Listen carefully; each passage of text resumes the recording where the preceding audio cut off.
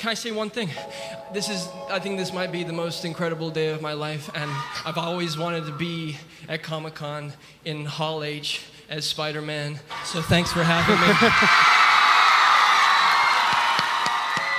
After Spider-Man 3, we talked to Sony about doing a Spider-Man 4 with Tobey. I was originally hired to write Spider-Man 4 and was really sort of excited to come in and do that because I wanted to, no one had sort of finished out a superhero franchise before, sort of on purpose. Sam and Tobey and us were starting to question the validity of the next one. I think, that ultimately there was a feeling that it was time to reinvent. People say, oh, why would you do it again? But the comic book reinvented itself many, many times. There are many iterations of Peter Parker. The shoes that had to be filled were enormous. So with that said, we did what we do at studios, and we thought about who our favorite filmmakers were. I never thought I would do a comic book movie, but I think when I was older, it actually became more appealing to me. You start to understand there's some really universal themes that are at work in a lot of these things, and I think I started to appreciate the sophistication of the Spider-Man story in particular. I didn't think I had a hope in hell of being cast, genuinely. So when I first heard about it, I kind of thought, well, I hope they do a good job. That was my only real thought, because I loved the first 3 films. I had trepidation about the idea of me stepping into the responsibility of it, and I didn't want to ruin the fantasy of it, and I didn't want to take him down from the pedestal that I'd put him on. I'm talking about the fictional character of Spider-Man. I do feel an obligation to the audience to make something worthy of the Spider-Man mantle, and that's hard, but such is life. Hey, hope everyone's staying safe, so I know what you're thinking. Didn't you already make a video on this movie? Did you not say that after Raimi Part 3 you were done with the Spider-Man videos? Yes, I did, but as I've said before, I'm a fucking liar. Plus, that first video was mainly about this very underrated bridge scene, but that video was also in no way a deep dive, a Raimi-style deep dive, which the Amazing Spider-Man franchise for sure deserves. These movies not only have extensive insane and whack behind-the-scenes footage, interviews, and deleted scenes, but they also are these weird middle children. They had an extraordinarily tough act to follow, they lost, and then they gave up and let the young kid play ball with the mouse. But that doesn't mean they should be entirely disregarded, shunned, hated, loathed, spat on, thrown down the clock tower with Gwen, broken like her spine, and tossed out along with Andrew Garfield's employment at Sony. The Amazing Spider-Man 1 and even The Amazing Spider-Man 2 have some very special, unique, and genuinely thoughtful and heartfelt things going for them that don't get discussed nearly enough. So let's begin. Ready or not, here I come. That's a pretty meta line, right? That pretty aptly sums up the challenges Sony had when making this movie. Spider-Man 3 came out in 2007 and was the highest grossing Spider-Man flick and one of the highest grossing movies of all time. 5 years later, bang, it's 2012. The freaking Avengers just came out on May 4th and changed the superhero movie landscape. The Dark Knight Rises, the sequel to The Dark Knight, comes out July 20th, and this Spider-Man movie that nobody really wanted and nobody saw coming this soon comes out July 3rd. I can't imagine the stress Marc Webb was under, so I love doing this. Let's pretend you're Marc Webb. After directing music videos for a while, you make your first feature film, 500 Days of Summer, a small-scale, small-budget film about falling in love and the idealization that goes hand in hand with that love. It's smart, it's full of heart, but the key thing here is that it's vulnerable, human, real, honest. It connects with young, angsty, quirky fucks like myself and my buddy, the Lone Chemist. Check out our video on it coming soon, it's on his channel. And instantly became a classic romantic comedy that subverts the expectation that comes along with being a classic romantic comedy. It cost $7.5 million to make and made $60.7 million. Damn, that's great news. Now you can do your second film, maybe another personal and human indie drama. Enter Sony. They come to you and you're like, what? They say they want you to reboot Spider-Man 5 years after the first mega successful, mega iconic franchise ended. You're like, Why? They say they loved your first movie. It was vulnerable, human, real, honest, and appealed to young people. They claim they want this new Spider-Man to be vulnerable, human, real, honest, and appeal to young people. Oh, and be kinda gritty like The Dark Knight. Audiences love that shit. You say yes. You receive a budget of $230 million US. That is $223 million US more than your last film's, your first film's budget. That's insane. Think about making that jump. Think about how much of a shit show that could have been. But lucky for us, Marc Webb is an extremely talented director who had the balls to take on this massive undertaking. Critics didn't adore Spider-Man 3, but the world shilled for Spider-Man 1 and 2. To a lot of people, Tobey Maguire is Spider-Man. So, what do you do? Well, on the surface level, you do the opposite of Raimi. By now, it's a meme how much I adore the original trilogy. To me, the Sam Raimi films are almost perfect adaptations of those early Lee Ditko, Lee Romita comics. They are passion-filled, ridiculous but sincere, over-the-top superhero dramas with a lot of heart, a lot of super stylized action, and a tangible love of this iconic character. Nobody could do what Raimi did better than he did it. So The Amazing Spider-Man tries to set itself apart from those movies in every way it can. In tone, this first movie isn't campy. It avoids camp. For better or worse, it tries to be realistic.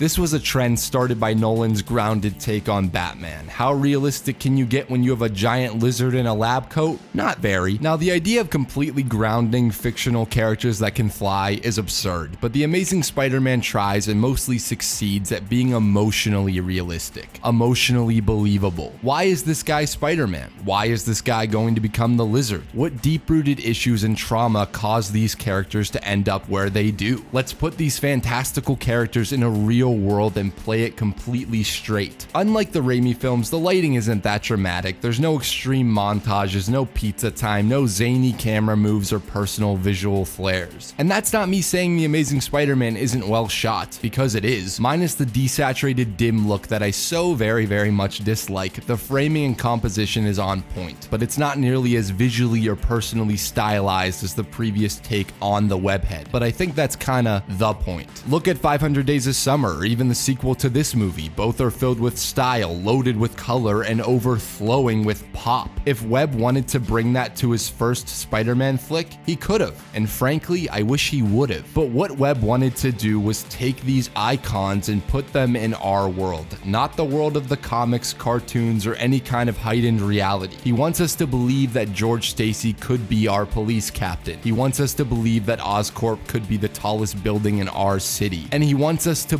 really believe that this awkward, punky kid with attitude could live down the block from us. A kid named Peter.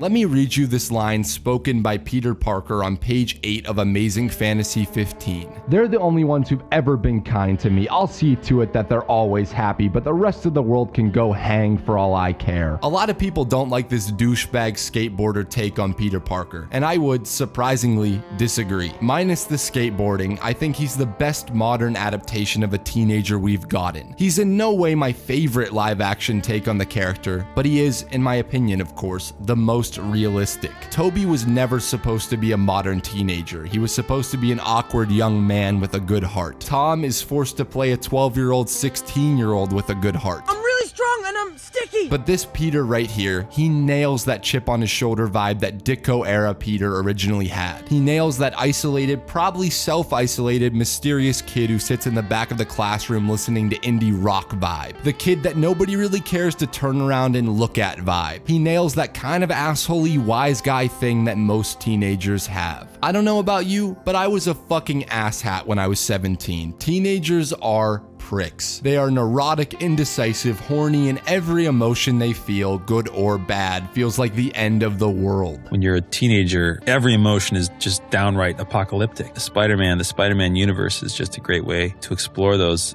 apocalyptic emotions in an interesting and fun way. And I get that with this Peter Parker, Marc Webb's Peter Parker. I view Peter Parker as not as necessarily as a nerd per se, because I think nerd in the current world means a different thing, but the perennial type is the outsider. And that, I think, is what made it appealing to me. And we give this kid an edge that any kid who loses his parents at that young of an age, there's an enormous emotional consequence that will color his life from that point forth. Now, I'm not a fan of the super secret spy parents. I hated it in the comics, and it just doesn't work for me here. It takes away from the everyman element that has made the character so successful. But if we were going to explore that, I think making their mysterious death leave some lasting trauma on Peter is the best way to do it. Making everything an extension of that trauma, that void, that missing piece is a brilliant way to retell the origin we have seen countless times. We've seen Peter get bit by the spider, but what if he got bit by the spider searching for answers, searching for a way to fill that fatherless void? And what if by doing that, he indirectly causes the death of the father figure that was right in front of him all along? The question the Amazing Spider-Man asks is whether or not this outsider can grow past that trauma, past that missing piece of himself. Can he grow past it and save the city from someone who couldn't grow past their missing piece? Or will he continue to search for it and in the process continue to hurt those who love him? The question the Amazing Spider-Man asks is whether or not Peter Parker can let go of ego, selfishness, resentment, and learn to be an empathetic Spider-Man. Can this kid grow up? And we can't talk about this kid or this movie without talking about Andrew Garfield. I thought he embodied the spirit of an adolescent and the sort of awkward fumbling and the nervous quality that I was looking for. But it was not an ordinary lizard. There was always some depth, there's always some range, and I think people really have responded to Andrew's performance in a way that should serve him well as time goes by. I think they'll realize that his performance in this movie is pretty iconic and a kind of a game changer. Andrew Garfield is not the best Spider-Man, and he is certainly not in the best Spider-Man franchise, but he is by far my favorite actor to play Spider-Man. He feels young to me. He may not look the age, but the way he plays it is just so good. I knew guys like this in high school, and I sometimes felt like I was this guy in high school. Every line delivery, every look, every stutter or moment of stillness feels so purposeful and deliberate. The way he carries himself around Ben, around May, around Gwen, around Captain Stacy, they're all unique. They're all meaningful. He's not the classic character ripped off the page, and you cannot blame him for the material he had to work with, but he fully embodies this take on Peter Parker with precision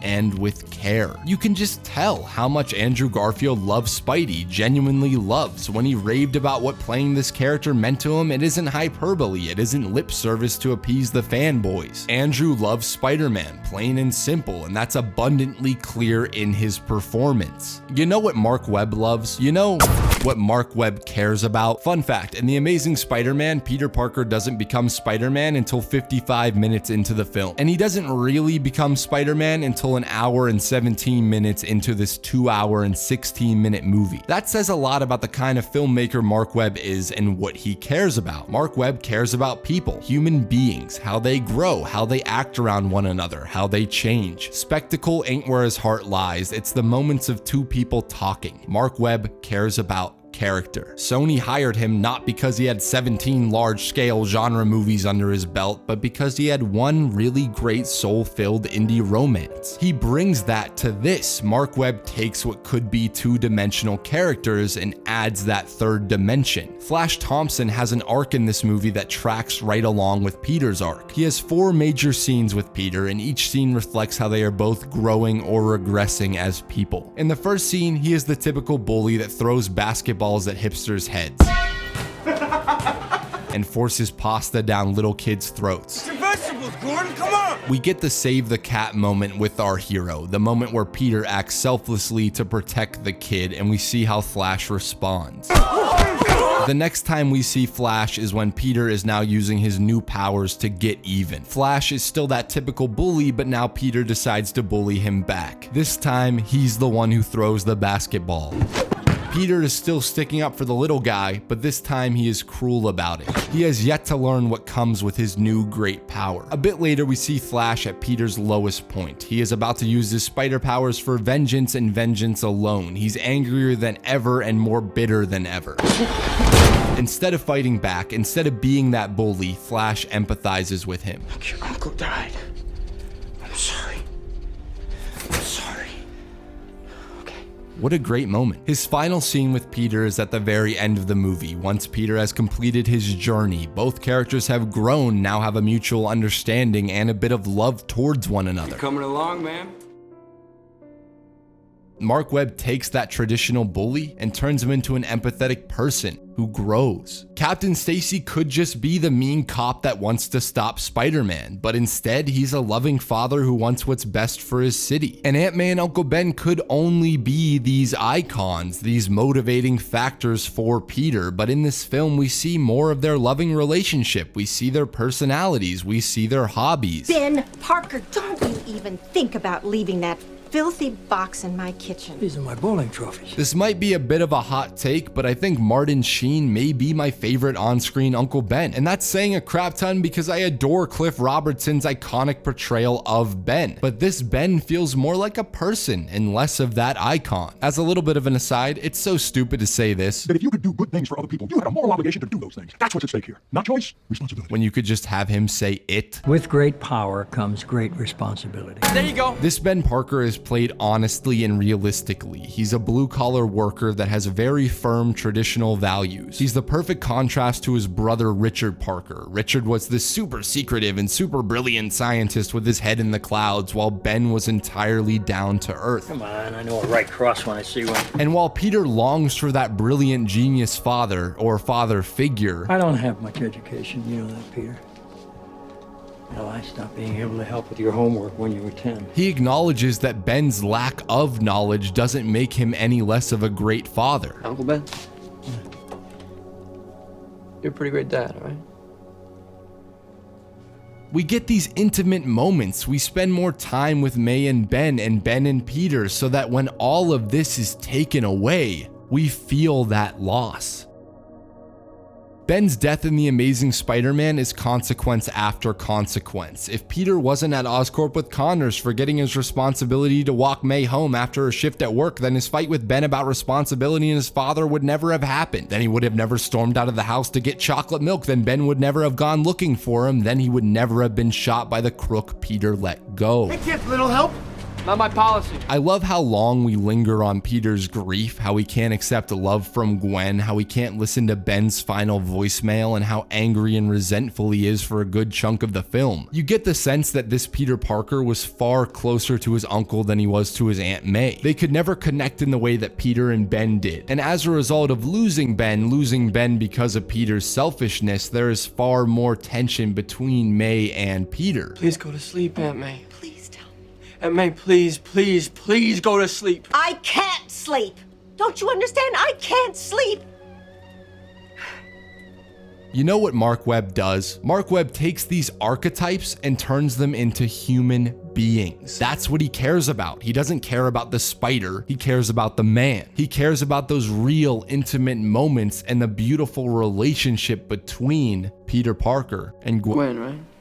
Gwen Stacy. That is the beating heart of these movies that defines these two films. But why is that? You hear things like, it's a realistic relationship. You hear things like, they have such undeniable chemistry. You hear things like, they dated in real life and you can tell. And yeah, all of that is very, very, very true. Anytime these two share the screen, you just want to smile. But what makes this particular relationship so special? I think the most realistic on-screen romances, and just romances in general, are fantastic friendships first and foremost. It's not necessarily the romance, but the way Marc Webb depicts that friendship between Peter and Gwen that make these two movies. I think it's been, Mark's biggest goal has been working out that relationship and making sure it feels authentic, and he kind of brings it all back down to earth, even though we're operating in a superhero universe. So I think it's really important to Mark, and it's certainly really important to Andrew and I, that this relationship would exist in a world of no superheroes. Spider-Man stories have always been relatable dramas blown up to gigantic size. Every young lover wants to impress their significant other's dad, but what if it turns out your significant other's dad was the police captain who was hunting your ass down? But he doesn't know it, and neither does your significant other. And everyone has gone through that nerve-wracking experience of sitting down with your first love's family for the first time, or even your first best friend's family, and eating a food you may not be used to eating. Maybe you're overdressed, or in Peter's case, underdressed. You got no fucking clue. You've never done this before. But what if you had to go through all that right after all of this is revealed to you? And what if your significant other's father starts trash talking you without even knowing it? Do you defend yourself? Do you stay quiet? What do you do? And can you trust in this new friendship? Can you explain why things got so tension-filled at dinner? In most Spider-Man stories and superhero stories in general, the answer would be no. You can't trust them with your secret because knowing your secret may put them in harm's way. Knowing that secret may ruin how they see you. But the Amazing Spider-Man kind of flips that on its head.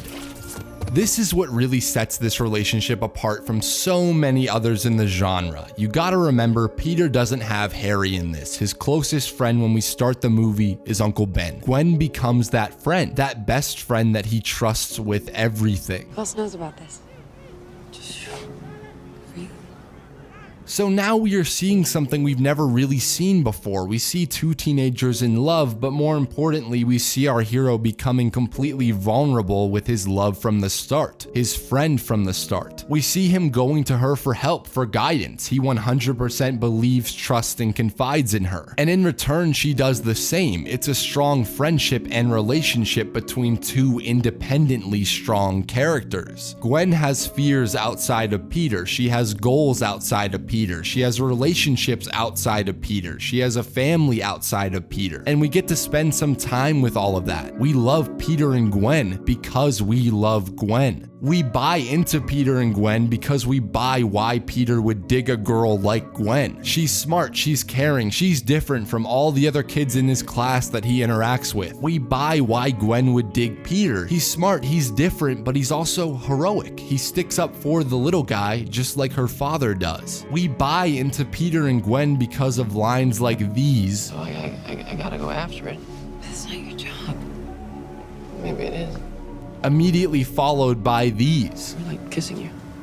You're an amazing kisser. Well, you know, it was good for me too. This is a Spider-Man story, so he needs to talk about responsibility, but this is also a story about a kid falling in love for the first time, and Marc Webb gets that. Directing this kind of realness is what he's really damn good at. He lets the moments linger on these scenes. We see the awkward pauses, the endearing laughs and smiles and twists and turns. He uses the camera to visually convey how close these two are to each other, not just literally, but emotionally. So we start here and eventually end up here. And that's why Peter and Gwen work. Their relationship is joyous, it's awkward, it's intense, it's exciting, it's somber, but always real. Just like how it feels to deeply love and care for someone. Let's swing a few blocks back and look at that $230 million budget. Do you know what $230 million gets you? Neither do I. But it got Marc Webb a backlot at Universal Studios that was basically an entire living, breathing, controllable New York City set. Yeah, you heard me. This were all shot on this backlot, this massive set, which allowed the crew to shoot whatever they wanted without worrying about closing down streets, halting traffic, and causing destruction. You wonder why I get so fed up with the overuse of green screen backdrops, because for the same amount of money, you can have a backlot. It just takes time and a ton of effort from a hard-working, dedicated crew. A crew that builds sets that range from a simple but iconic wrestling ring that pays homage to the character's origins, to a sewer with running water that had to be the perfect temperature so the lenses don't fog up, to a bridge with flipping cars. A crew that also pulls off insane practical stunts and effects like Spider-Man for the first time and probably last time actually swinging through the streets. One of the things that was really important for Marc is to make things as realistic as possible. And so what we've tried to do from the very beginning is do as much as we can in camera as you possibly can. One of the things we talked about very early on was Buster Keaton. Part of that was he did everything for real. That was something that we always aimed for in the stunt and the action sequences, was to try to make it feel as real and as authentic as possible. Does that not blow your mind a little bit? Look at that. Look at him go. What a hero. One of the coolest things about these blockbuster movies is when they blend practical and CG effects seamlessly. When they use craftsmen and artists to create thrills, to create spectacle the audience can feel. Sony Imageworks did some sensational work on both these movies. The Lizard looks great and holds up really well 8 years later. I have some issues with his design, but the detail and care that went into him is whack. Did you know the entire hallway fight right here is CG, including the hallway? I'll be honest, I did not. The lighting is that dynamic, the movements have that flawless and real feeling. If I was wearing socks, they would be knocked off. Speaking of socks, let's talk about the suit real quick. People hate this suit. Basketball man, we joke. And like, yeah, I get it. The texture is very basketball, but this all goes back to the idea of placing Peter Parker in a real world. Costume designer Kim Barrett, who is best known for The Matrix, and Marc Webb wanted to make the Spider-Man suit leaner and cleaner. Less bulky and super heroic, and more spider-like. Less muscled, more teenage looking. Less perfect and iconic, and more possible and practical. Well, I was thinking, how would a kid make a suit? Well, he'd probably take tennis shoes and cut the bottoms of them and use that as the pads of the shoes. I mean, if he's making his own suit, who wouldn't do that? It seems a logical thing to do. In terms of the lenses, again, it was, well, how do you make those lenses if you're a kid? You pull them out of the sunglasses. We were trying to create a suit that felt somewhat legitimate in terms of this kid could make it, and we spent some time developing the ideas behind that. All the ideas, all the heart, and all the craftsmanship that went into filming The Amazing Spider-Man are what make it almost amazing to me. Kinda amazing. What's not so amazing is some of the post-production decisions, outside of the given Sony interference that cuts key emotional bits. I'm so fucking sick of that. I have some qualms with some of the editing choices. To me, a lot of this film is over-edited. What I mean by that is a good chunk of scenes, especially those bits of action, have way too many cuts. You filmed Spider-Man swinging. You filmed him slowly dropping down into the sewer. You went out there and shot that shit for real, and that's so incredibly cool. But why the heck do you have this many cuts that take away from the spectacle of that? You had this super cool Mirror's Edge one long first-person POV shot in the trailer, but in the film, it's chopped apart like Dr. Connor's arm. All the first-person POVs are cut to pieces. Holding on a moment, holding on a single shot can be extremely powerful, stressful, or awe-inducing. I think Raimi really got that with his swinging scenes. They were, for the most part, one long shot where we danced in the air with Spider-Man. But with this movie, for the most part, we never get to dance with Spider-Man. We get to watch Spider-Man do his thing from 10 different angles. James Horner's score is a mixed bag for me. I love some of his tracks. His theme for Spider-Man is not nearly as iconic as Elfman's, but it still has weight and power. But goddamn is his work overused, overbearing, and just all around too loud. Certain scenes would be way more effective and harder hitting with no music, with silence. Just like holding on a shot, silence can be powerful, stressful, or awe-inducing. Danny Elfman's score was loud and bombastic, but the emotions of the characters were never drowned out.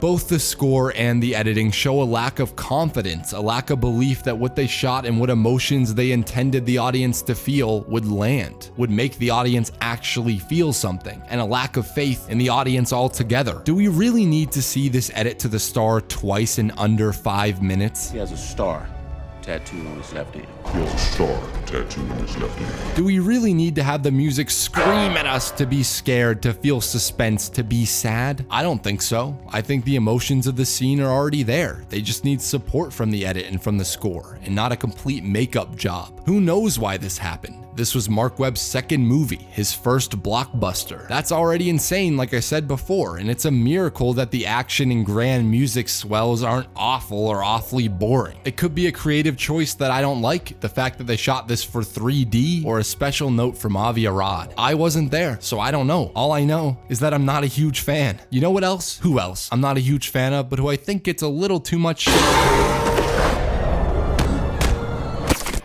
So we have this story about a kid who has this gigantic hole in his heart that he's trying to fill. And in this story, we have an antagonist who isn't really a villain, but another character who has a missing piece that he is trying to fill. And in trying to fill that becomes this 10-foot tall lizard. That's kind of perfect on paper, right? And I'm sure the paper was pretty perfect. The Amazing Spider-Man was written by James Vanderbilt, who wrote, sure that's right, James Vanderbilt. The Amazing Spider-Man was written by James Vanderbilt, who wrote Fincher's Zodiac, Steve Kloves, who wrote the entire Harry Potter franchise, and Academy Award winner Alvin Sargent, who just so happens to have written Spider-Man 2. I'm sure everything about Connors and the Lizard in that shooting script was phenomenal. I'm sure what Marc Webb shot was amazing, and I'm sure Rhys Ifans— one fucking second, Alex, you bitch. And I'm sure Rhys Ifans turned in a dramatic and vulnerable performance. But this is a Sony Spider-Man movie produced by Avi Arad, so you know what that means. Over 20 minutes of deleted scenes, most of them involving the Lizard. Most of them went a long way in humanizing Connors. There are these key emotional scenes that are missing from the final cut. Curtis Connors is already a sympathetic character, but moments like this— we must be greater than what we suffer.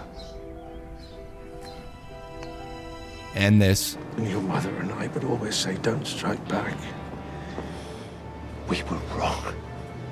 and this— I'm beautiful, aren't I? Beautiful. and this— See, I dream of a world where everyone is equal. would make him feel more human and less CG Lizard. For fuck's sake, they turned this really long and engaging series of scenes between Peter and Connors, where we see Peter's empathy and Connors progressing insanity, into an Osborn-style internal monologue. I'm gonna get you back. Would you go back? After all you know you can do, all the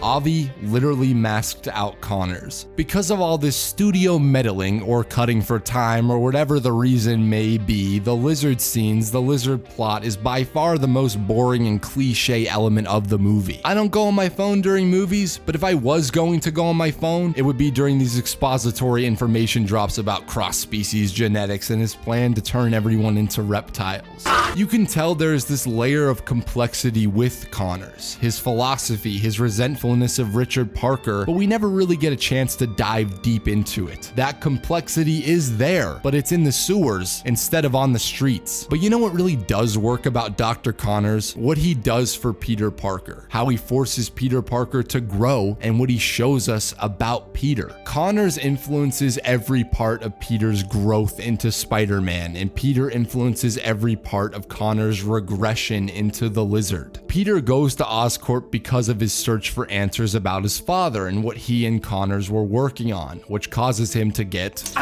Peter wants to get closer to Connors as a way to connect with his father. He even wears his father's glasses when they are working together, and pretty much only when they are working together. Peter eventually ends up giving Kurt his father's equation. How did you come up with this?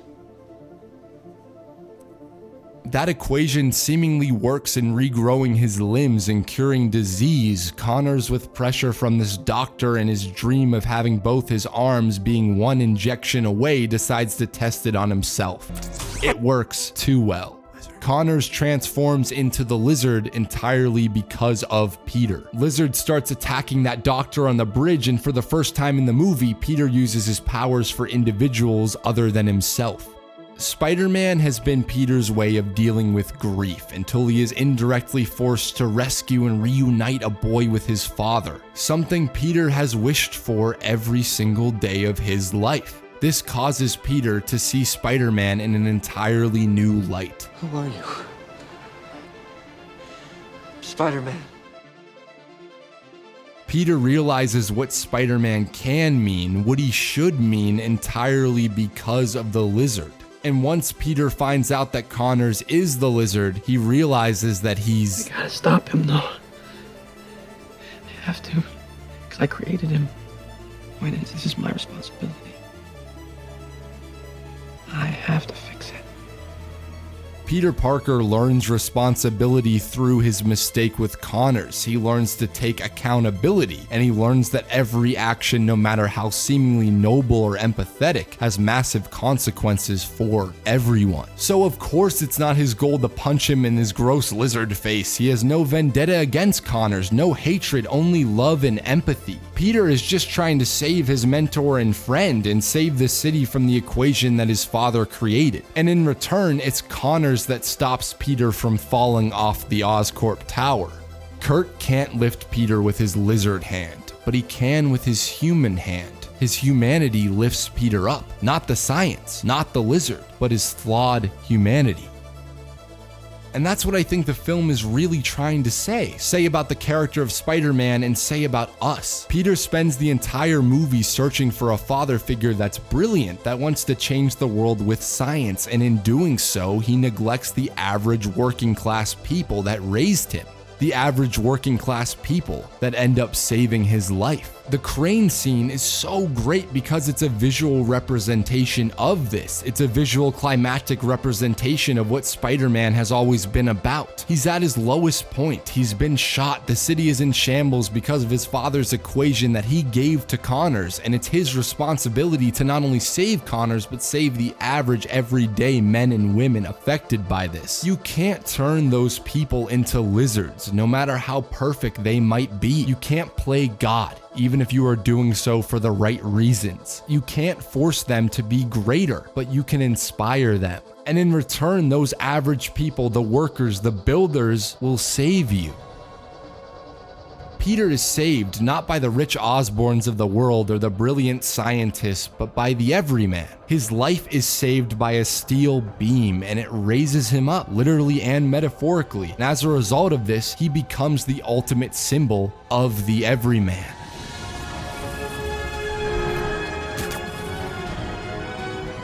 It's not the sciencey intellectual part of himself that makes Peter Spider-Man. It's the caring part, that down-to-earth part. It's his empathetic part. His father figure doesn't need to be Richard or Kurt, but men like the people who saved him. Men like Ben. Men like Captain Stacy. No father, no uncle. All alone. He's not alone. And I think Peter realizes this, all of this. He realizes the neglect, the selfishness, the longing, and the ego that has gotten in the way of the responsibility he now has as Spider-Man. But by then, it's too late.